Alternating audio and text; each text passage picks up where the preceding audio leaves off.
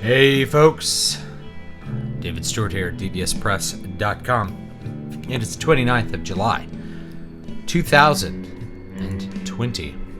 So, hopefully you guys are having a good day. I'm not sure exactly what I'm going to do today other than I might just play a game for a little bit and generally have fun. I do want to talk about a couple of things that I think are important to touch on. Some things that are funny and some things that are a little bit more serious. So let's go ahead and start with the serious things. So there's been some congressional hearings. I haven't had time to pay too much attention to those, mostly because I'm busy all day taking care of two very young children. So that's what I was doing all day today. And so I haven't been watching them or whatever, just paying attention to some of the filtered discussion. And so one of the things that's come up is this Section 230 immunity and what Section 230 immunity is.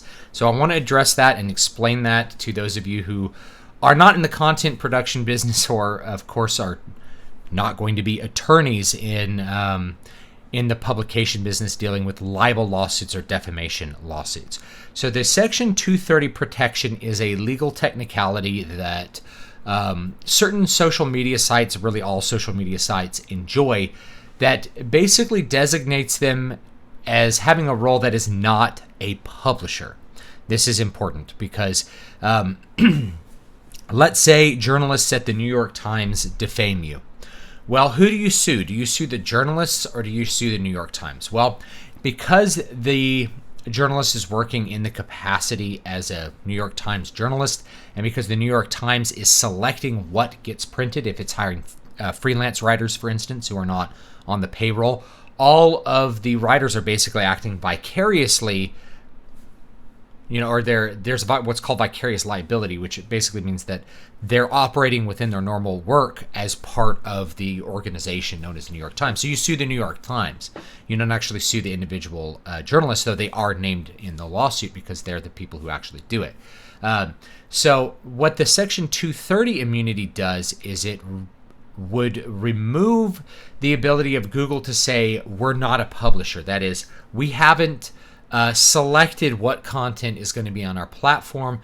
We haven't selected what opinions are going to be published. We haven't selected who's going to be putting out information that is at least touted as fact. So they are not endorsing any of the opinions that are put out, just like the same thing on Facebook. So if you publish a post on Facebook, Facebook is not in any way culpable for some sort of defamation lawsuit if you as an individual are using that platform to defame somebody else or to libel them or just cause some sort of negligent situation through publishing false information. So that would remove that protection. And that's actually kind of important. This is something that a lot of conservatives have talked about. Well, just remove Google's Section 230 immunity. Now, the reason you'd want to remove it is that Google is very obviously picking and choosing what gets published on its platform.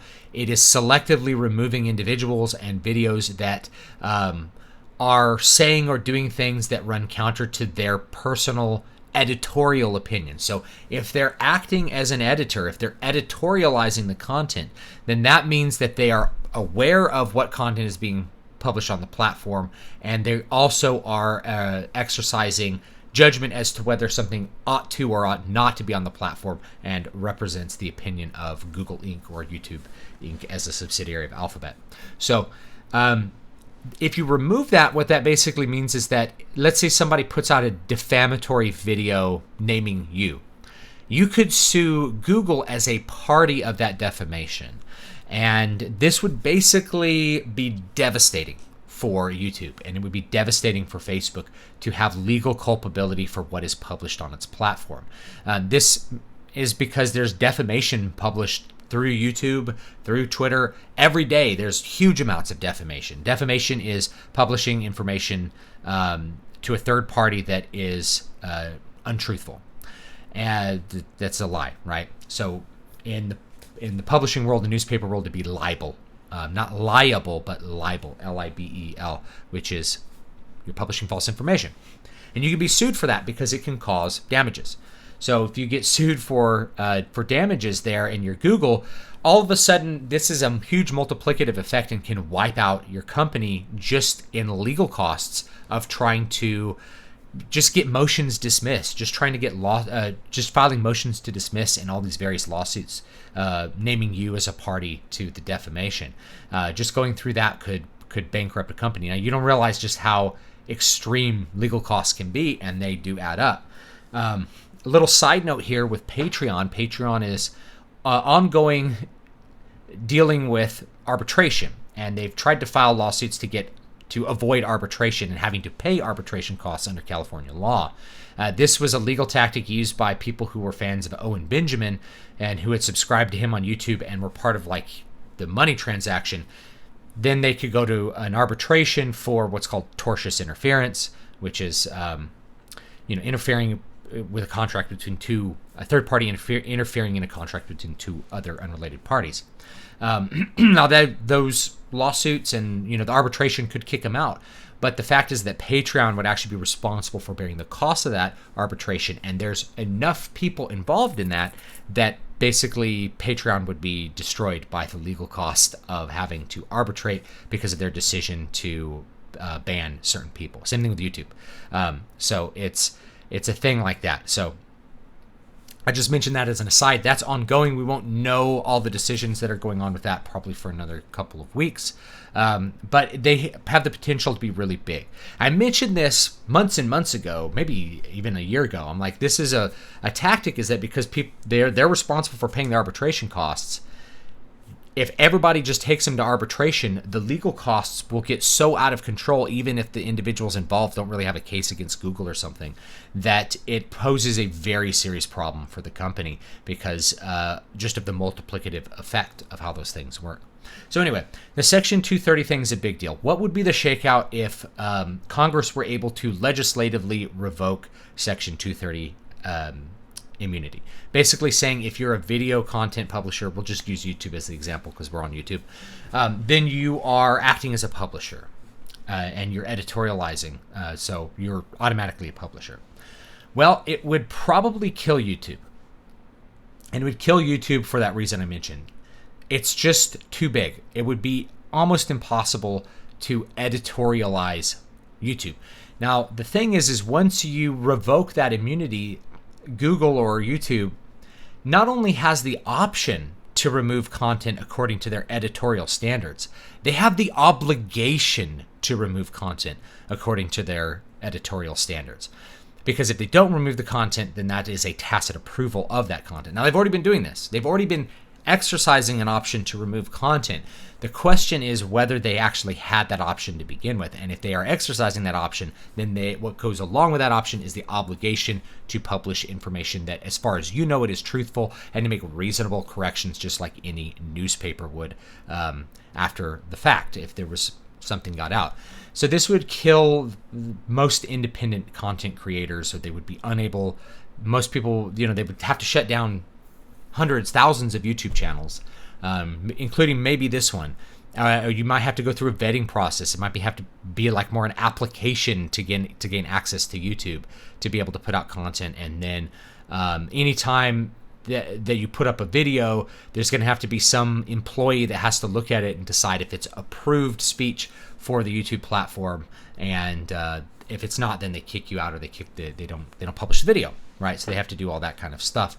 And that changes a bunch of things. It adds costs. It means that YouTube really can't go on the way it is. It would kill what we know of as YouTube. Now it would actually ratchet down censorship 100 times worse than it already is, because it's not that they allow people to say things that they don't like or that the employees don't like. I'll make it a quick aside here. There's no such thing as YouTube as a person.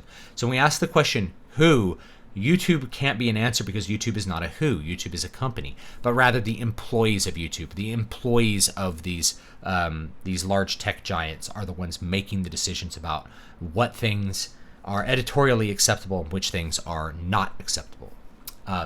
So it would be just a completely different setup. It would multiply censorship enormously because there's lots of things that slip through the cracks. The employees, there's not enough of them to monitor everything that's going on, and the computer's only so good at identifying wrongthink that there's a bunch of stuff that gets through the cracks. That's not approved speech. Well, that would change. Now, this could also kill alt tech because you cannot legally legislate against a specific company. You cannot create a piece of legislation that says Google Inc. cannot do this. Google Inc. must operate this way. Rather, you make a rule that applies to all companies and it has an impact on Google Inc. So if you say all video streaming platforms are publishers, they do not have immunity, then that also kills BitChute because there's no way BitChute can editorialize. Because BitChute would have the option to editorialize after that, but they'd also have the obligation to do it. And you would have to, if you wanted BitChute to not be destroyed, you'd have to actually create legislation that's so specific that has a very specific kind of legal designation for what is editorializing so that something like BitChute could continue to exist. Otherwise, it just wouldn't exist. So that's actually a big deal if that were to happen. And it could radically change social media, if not kill social media.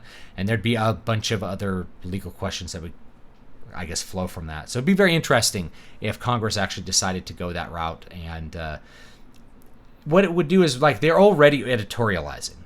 It would just put everything up front. It would make everything honest. Okay, you're already editorializing. You might as well have the obligation to editorialize, and you might as well have to pay up when your platform says something that's actually libelous. Because right now you don't. People can publish whatever libelous opinions they want on YouTube, and only they are culpable. All right, so there's that, and then I want to talk about some fiction stuff. Finnish Dragon Age Inquisition. It's a mixed bag, to be sure. Main quest is really great, so is combat. I didn't like the combat, personally. Side quests and exploration are weak. Those are definitely the weaker part. I didn't like the combat compared to the original, which was way more tactical, but it wasn't that bad. Stick to the main character quest, and it's an 8 out of 10. Yeah, you basically have to avoid all the side quests, and I didn't really like the characters. I thought all the characters were really annoying and or ugly. Like, I don't think there was any attractive female characters unless you made your character an attractive female. Like, I remember that. It's just like there's nothing aesthetically pleasing about the character design in this game at all. That was something I was thinking about when it came out, and only now would I really be able to articulate that correctly. Be like, yeah, they made the characters all ugly. Why'd they do that? And then they did it in Mass Effect Andromeda. They're like, purposefully made all the females really unattractive. Compare that to what Square Enix does, where it's like all the women are hot women, and all the men are hot women. $5 from Scotland. Oh, thank you for the $5. Coin in the slot. Thank you very much. We'll catch the video later. I appreciate it. I want to give away a book. I'm going to give away a book today. So I don't know which one. I'm going to make a straw poll. See which book you guys want for free today.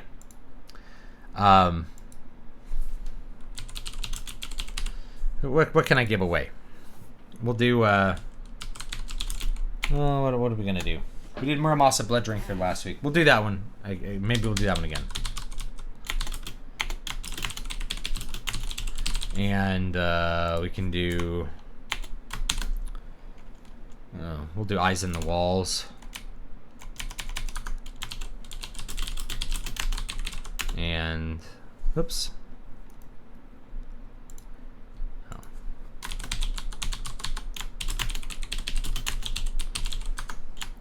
Eyes in the Walls, and Voices of the Void. I should just do City of Silver. Then we have horror and fantasy and samurais. Okay, oops. All right, so we'll get our straw poll going here, and you tell me which ones y'all want. And then we'll give it away in a few minutes. My guess is Congress would want to make a law defining editorializing, decreeing that immunity is only revoked when there's editorializing. See, that kind of could already exist. Just nobody's really done it through case law yet. You know, that could actually be done without legislation, but making it specific to legislation would make it just like a slam dunk. So you just take it, when you take it to court, you go to the law. And it would be, you could get, I'm trying to remember what it's called. but judgment according to law, which would basically say the judge would be like, they clearly violated the law. The jury just has to assign damages. So it would make that really, really clear. I just skipped it because of the blonde elf with the bob. Is there any way to Minecraft her? If so, I may pick it up again. I just avoided her. I didn't take her in my party. I didn't do any of that. I just thought that blonde elf was the ugliest thing I'd ever seen. Looks like somebody hit her face with a freaking shovel. Are you calling Josephine Monteliot ugly? Which one is she? Oh, you know what? She was pretty good looking. You know what? That's right. I was thinking, but she's not in your party. I don't think. She's just the one who like does the map, I think. I was thinking of like you have the butch warrior chick, and then you have the butch warrior chick, and then you have the ugly elf. Man, it's just, I don't know. They weren't very attractive. Have you seen the meme of the various deepfakes singing Macapital from Yakuza? I particularly like being serenaded by Epstein. No, I haven't seen that. Ever had a camel moon? It's a scotch with 2 cubes of ice. Probably. I've had scotch in a bunch of different ways. Have you seen the man in California who had his gun taken after Antifa types doxed him and reported him to the police for racism? No, I haven't kept up with that, but I believe it. Do you see the link to the Lester? Yes, I saw that, Hardwick. Yeah. And I think, I don't know, I might have copied that in. All right. So here's the next one. I'm going to look this one up real quick. So George R.R. Martin apparently said in May of last year that fans could imprison him if he did not finish Winds of Winter by today. So now it's today. He has several hours to publish this book before fans are apparently allowed to imprison him. So I just wanted to, I guess, talk about that. George R.R. Martin says if the Winds of Winter isn't out by July 29th, 2020, well, that's today. Maybe we'll give him Hawaii time. He's got like another 8 hours, 10 hours to get the book out on Amazon or whatever. The fans can imprison him. I bring this up because there's a couple of authors that have been kicking around that basically never finished. They start a series and they never finish it, and you only notice this because their books become big hits. And the other one is Patrick Rothfuss, who wrote Name of the Wind. I'm not a fan of Name of the Wind, and the sequel was called A Wise Man's Fear. But apparently his agent came out and said that she doesn't think he's written anything in 6 years. So he hasn't written anything in 6 years. The editor's seen nothing, despite him saying that the book is almost done. It's a really, really funny thing. So I'm going to see if I could find it real quick. Because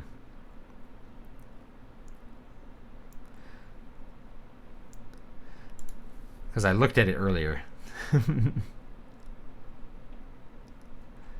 Let's see here.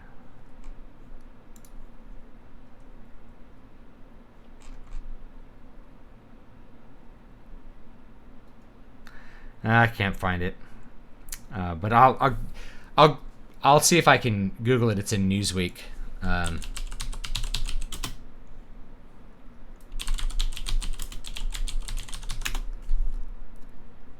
Kingkiller Chronicles editor believes author hasn't written anything for years.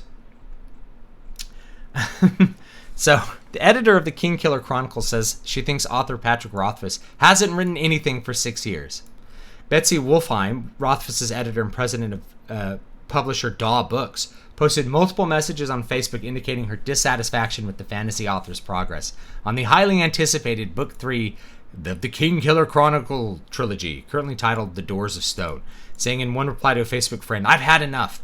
Wolfheim was initially responding to an article on the publishing news and book recommendation site Book Riot, which pushed back against the widespread discontent from fans at the long wait for The Doors of Stone, after the 2011 publication of the second book in the trilogy, The Wise Man's Fear.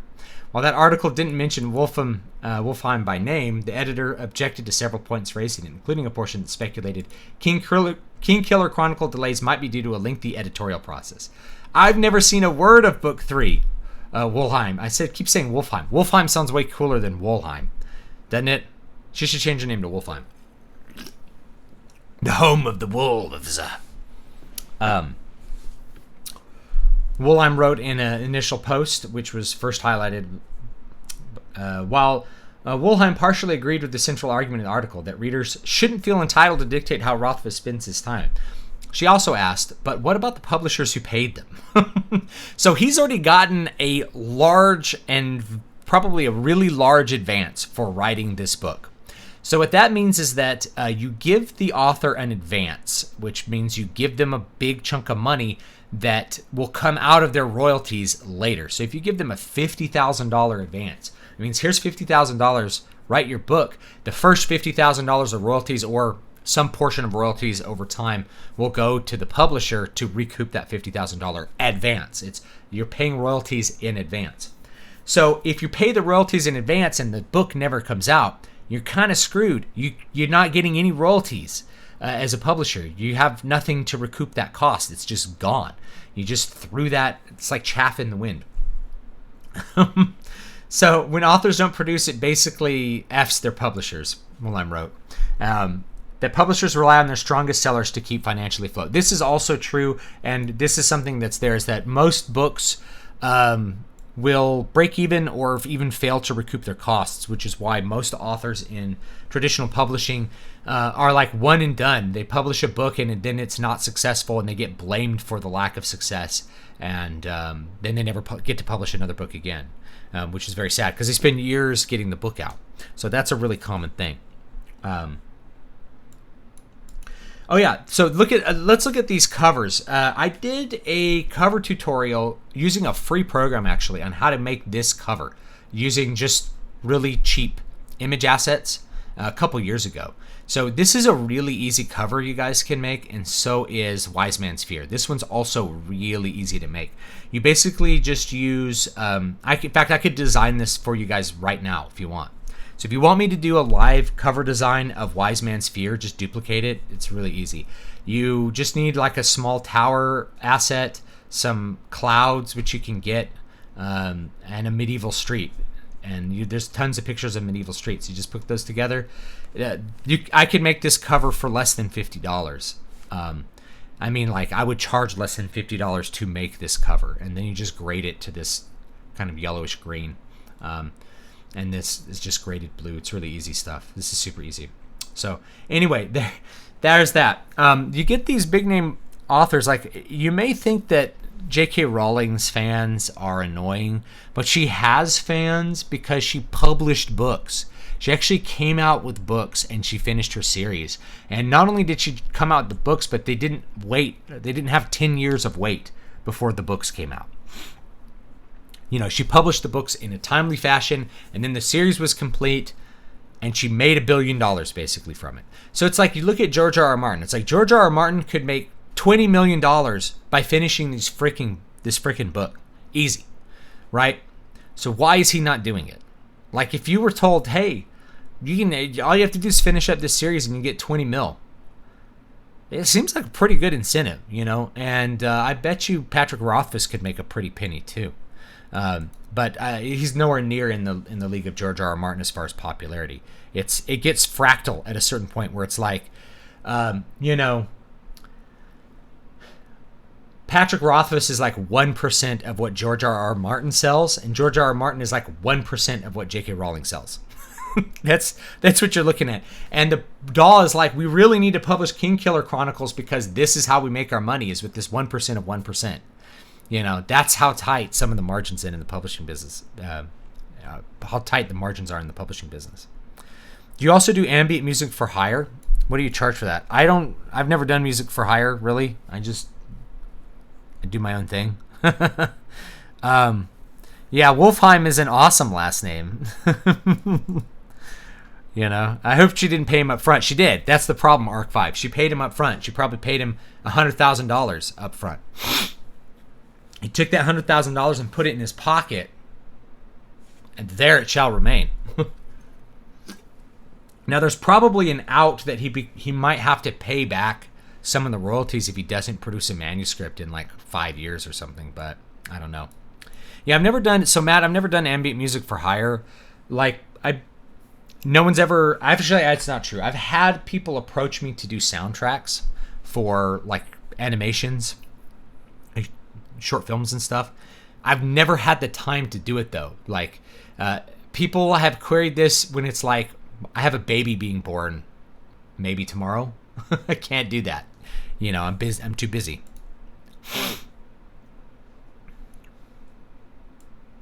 What are your thoughts on the love at first sight in fiction? Shadiverse recently made a video defending it and compared how he met his wife to the 2015 Cinderella, which he commented, I fell in love with my wife when I met her. It's reality, you know. I remember when I met her, I met her in a music theory class. 17, how old am I? 17, 18 years ago. And we had the same backpack. So we got to know each other that way. We were just friends for a long time. You know, because things didn't really work out because of where we were at when we met. Later, we kind of reconciled our unrequited feelings for each other, and that was many years later, and then we got married and had kids. So, you know, I believe in it, and what that means is just that there's like an instant attraction, instant infatuation, things like that. All that stuff can happen really quickly, and we don't really know why. It may be like some kind of pheromone thing. We don't really know, but you know, I believe it happens. So people that are objecting to it are people that I think just become. So what happens is almost everyone may have experienced very, if not instant, really quick infatuation with another person. The problem is that they maybe end up in a relationship with that person that goes bad, and then they don't really remember how they felt when they first met the person. They're like, how could I ever feel that way? Why did I get involved with this person? Because our memories tend to filter things progressively, so we don't really understand our feelings from the past perfectly. And I think people that object to that either have never had anyone feel that way about them, or they've never been able to matriculate a relationship out of that, or if they did, it went south or something. But totally, it can happen. So I would defend that too. I think he's right on. I haven't seen his video. I'm a subscriber of his, but I haven't seen that video yet. What are your thoughts on C.S. Lewis? I like C.S. Lewis. I read all the Chronicles of Narnia books as a kid and really enjoyed them at the time. Do you read them and like them? Yes, and you should also check out, he has a space opera trilogy or a sci-fi trilogy. I'm trying to remember what's it called.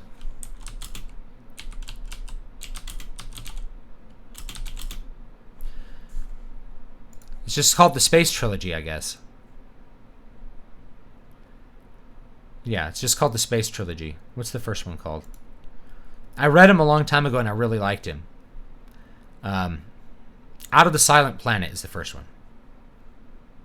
They're pretty cool, and it's very early sci-fi. So, you know, stuff that's very influenced by, say, Barsoom and stuff like that, but with a more Christian bent and not quite so lustful.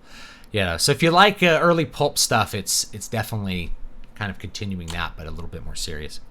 $2 from Darth Kilhoun, thank you. What's the cost for custom not stock book covers? I'm not sure what you mean by not stock. So it depends. I'll go ahead and break down some costs for book covers just to give you general ideas. The cost of a book cover can be anywhere from $0 if you do it yourself to thousands and thousands of dollars if you're going to hire a top-notch talented artist to do it and a really top-notch graphic designer to do all the text layout. So I don't know if the sky's the limit, but it can get really pricey depending on what you want to do. If you want to hire Michael Whalen for a cover, he will do a book cover. It's going to cost you a lot. It's going to cost you a lot of money. It would be like having, back when, you know, Frazetta was alive, having him do a cover would just be ridiculously expensive. Well, actually, that's not even true. I think actually his popularity's grown after the fact. I'm going to take that back with Frazetta, but it would still be probably expensive to have Frazetta do stuff like that. But so if you want to have, let's say you want to have a cover with stock photos, like what I was talking about with this King Killer stuff. I'll pull this up again real quick so you guys can see what I'm talking about. So the King Killer books here, it's Patrick Rothfuss books. These are made out of stock photos that have been photo manipulated together. So there's a man in a black cloak photoshopped on top of grass, and the tree might have been photoshopped in too, or it might have been part of the photo. I think when I did it, I had one picture that was grass, one picture that was the tree, and then the two clouds, right? So it's 3 or 4 photos, and you just kind of blend them together. I could show how to do that. I haven't done a ton of videos just on how to photo composite. It's a great skill if you're an artist, if you're a comic artist, or you're in the graphic, anywhere in the graphic fields. It's good to know how to composite images because there's a lot of little techniques that you can use to make your art pop too. So to do something like this, I could, like I said, I could do it for $50. That would be the cost of the licensing the individual images. So you pay a license fee to get those. A license fee can be as little as like $10 an image, pretty cheap. I actually have a plan with Adobe Stock because I do this stuff all the time, and I make video thumbnails. I'm using stock images all the time. So the cost of licensing the images plus designing this with this really simple text. This is I've gone over how to do text like this. It's really simple. There's very easy principles to make this look good like this. If you are talking about a more complicated photo composite, and let me show you a more complicated photo composite because I have some. Right. So, these 2 fantasy books, this is a much more complicated photo composite. These are stock photos, and in fact, if you look carefully, you'll probably see this guy in a hood all over the place. But I felt like I had to make it quickly because I had to publish the book in like 10 days, so I made this in one night. Here's all the images that are in here. There's a medieval street, just like Wise Man's Fear, right? So it's not the same picture, but it could be. You could use the same picture, right? And I like humanizing elements. I like to have people on the cover. People like to click on it. So it's a picture of a girl.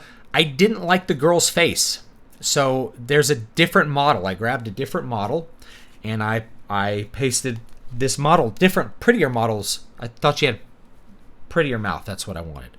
So I pasted her on there, and then I put this guy behind her. He's wearing sneakers, which I'm gonna sneeze. Which you cannot see because I placed him behind this woman in the foreground. There was a manhole cover here from the modern period, which I just photoshopped out you can use a blemish remover or a magic eraser tool and just like boom, make some cobbles on top of that manhole cover, and away it goes. No one's ever noticed that there might have been a manhole cover right there. Medieval street. Then a picture of some lightning, and I put some lens flares on it to obscure it. And there's a picture of clouds, which is behind the buildings. A picture of not the moon, but a planet. This is a CG planet I grabbed as an asset. And then another set of clouds. And I like to use photos of clouds. You can actually paint clouds in Photoshop without too much difficulty, but it just would have taken more time and effort than I'm willing to do. Then I painted fog. I painted fog in different layers of the Photoshop file to get this, and then it was just the design of the text. And so this one is also fairly complicated. Has a similar amount of photo compositing going on here. So this one has a lot of extra stuff in it. These would be more like $200 covers. You could get a reasonable graphic designer to do that for $200, maybe $300. It's quite a bit of labor, so it's going to be more. So you're paying more really for the labor to put together an image that looks like this versus Patrick Rothfuss, which is like stupidly ugly simple. So these are really simple. There's nothing wrong with them. They're just really cheap and simple. versus something that's really pops out and stands out and has like really cool looking letters and lens flares everywhere and all that kind of crap. This looks really good in the Amazon space, by the way. Same thing with this one, right? That has like all the shiny letters and stuff. So all of that takes a lot more labor and know-how. So a more experienced graphic designer would be able to produce something that's like this. And the way that you're going to tell is you're going to look at their samples. So they'll have samples, and you can look at the samples and see what's going to be there. Now, that's for a photo composite cover. So it can be even more than that. There's photo composite guys who charge $1,500 for their covers, and their covers are really good. But to me, you're trying to figure out how you're going to make your money back. So if most of you guys are not going to look for a $1,500 top of the industry cover, you're going to look for a $50 cover, $50 up to $250 to $300 for something like that. If you want to go with original art, the more so Roland Katsuragi has this great point, and I want to point this out. Stock photos are like stock sound. The more recognizable pieces are immersion breaking. Absolutely. And it's like I just couldn't find a different photo. I see that guy all the time. I'm more aware than the consumer, though. And I'm more aware because I'm always looking at stock photos all the time, and I'm always looking at other people's book covers all the time to gather information, figure out what other people are doing and what's working and what looks good and get ideas. It's kind of like listening to a bunch of new music, and you get inspiration for stuff. I look at book covers. Next level up. This one is actually not... Which one is this? I'm trying to remember which edition this is. I think this is the original edition, which is not color graded correctly.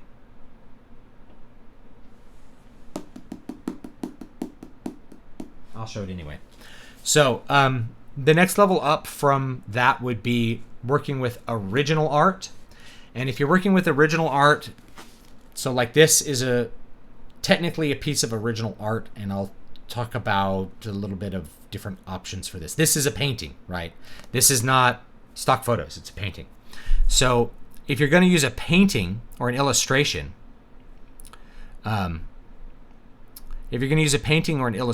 it's going to be more expensive. Because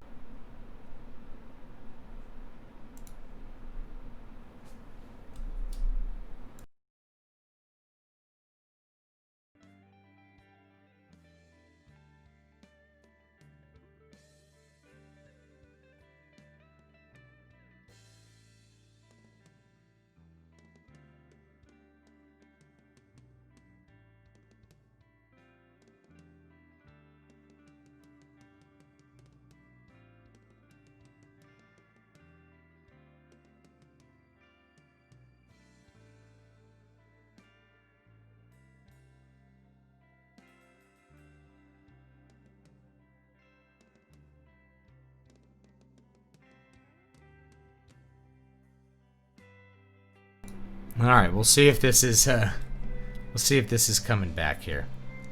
Keep an eye out here. Okay, so I was trying to talk about book covers. So if you're going to go with a painted cover, I'll just use Karen Byatt as an example. To get this cover painted would